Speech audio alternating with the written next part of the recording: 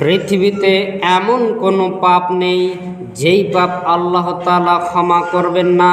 পৃথিবীতে সবচেয়ে বড় পাপ হচ্ছে আল্লাহর সাথে শিরক করা। এরপরেও কেউ যদি খালিস অন্তরে তাওবা করে তাহলে আল্লাহ তাআলা শিরকের গুনাহও ক্ষমা করে দেবেন। পৃথিবীতে সবচেয়ে বড় পাপ হচ্ছে আল্লাহর সাথে শিরক করা। আল্লাহ তাআলা সমস্ত গুনাহ ক্ষমা করেন। অতএব আল্লাহর রহমত থেকে নিরাশ হবেন না।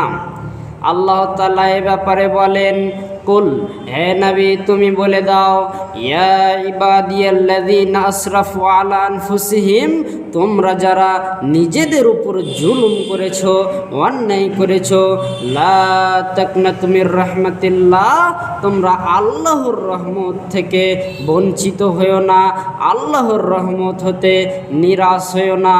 ইন্নাল্লাহা ইয়াগফিরুয যুনুবা জামিয়া, নিশ্চয়ই আল্লাহ তাআলা সমস্ত গুনাহ ক্ষমা করেন।